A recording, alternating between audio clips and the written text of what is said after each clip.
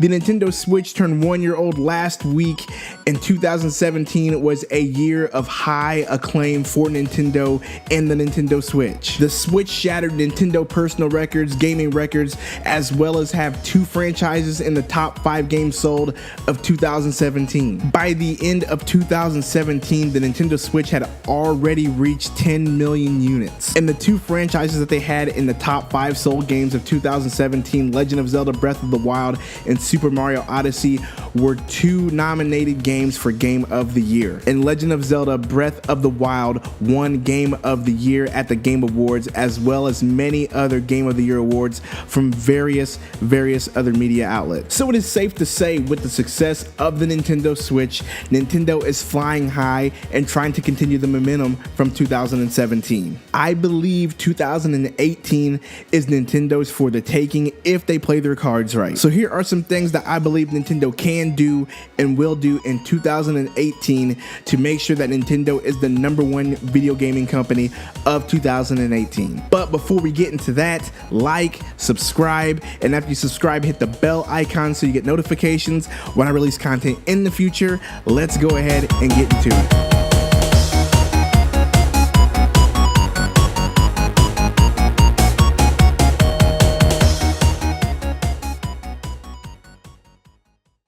So this past Thursday was the first official Nintendo Direct of 2018. Now, this Nintendo Direct was packed full of news, but some of the news was lackluster and some of it was very good. They started off with 3DS news, and in my opinion, the way they laid out this Nintendo Direct with the 3DS news first and the games that they showed and the games that they revealed for the 3DS kind of foreshadows in what I think could be an end to the 3DS or less support for the 3DS. They showed us games such as WarioWare Gold, Dylan's Dead Heatbreakers, Mario and Luigi Bowser's Inside Story, plus Bowser Jr.'s Adventure, and a port of Luigi's Mansion for the 3DS. They spent very little time talking about the games. It was almost like they wanted to go ahead and get it over with and move on to the Nintendo Switch news. And even when they got to the Nintendo Switch news, the reveals and the games that they showed at the beginning were very slow, very lackluster. Okami HD,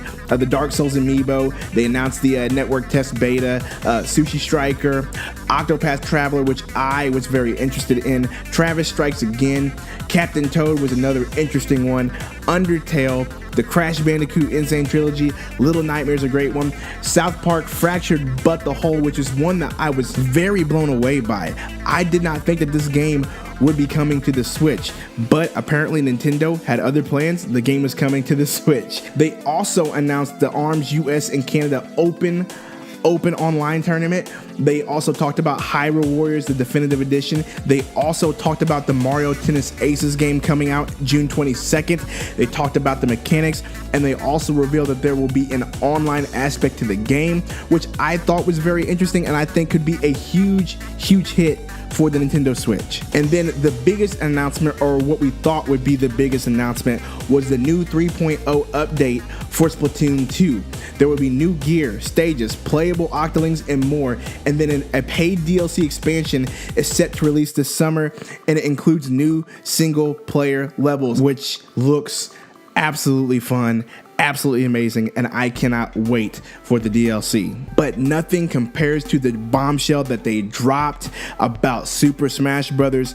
Coming for the Switch to be announced in 2018, so we don't have to wait till next year. It is coming out this year, and the Nintendo community, we all lost our minds. And honestly, without that announcement, this Nintendo Direct would have been very boring. I'm just glad they did not talk about the Nintendo Labo.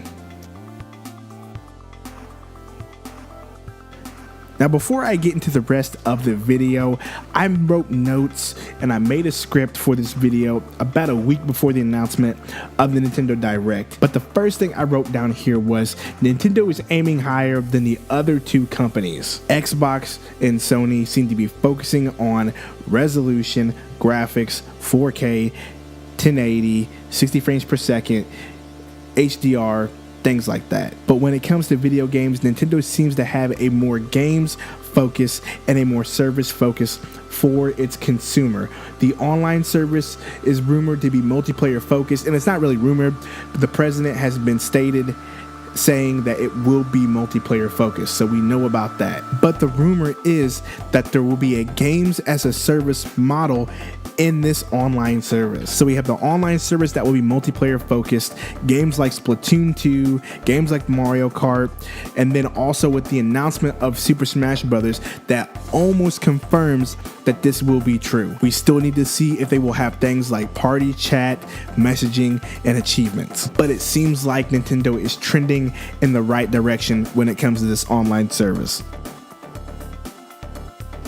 Number 2, Nintendo has made games a focus on the platform of the Nintendo Switch. Whether it's indie titles, AAA titles, third-party AAA titles, or their own IPs, Nintendo Switch is not short of games at all. Nintendo has made sure that games are readily available in the Nintendo eShop. And not just indie games, Nintendo has figured out a way to get significant ports of significant games to the Nintendo Switch.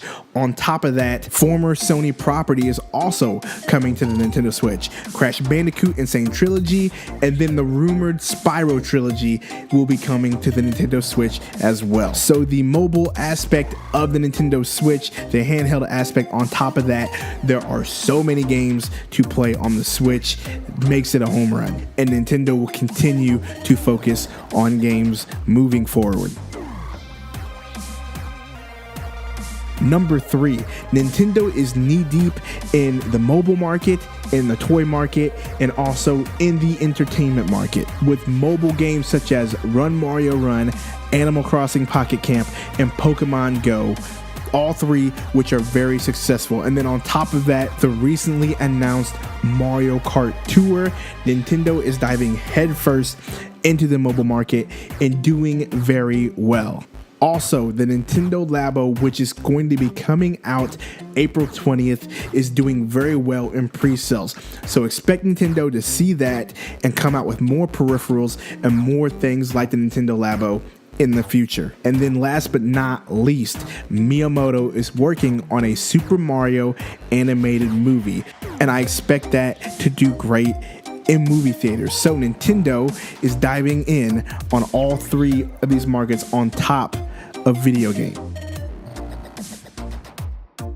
Now, number 4, Nintendo has been on record stating they want the Switch to last 7 to 10 years.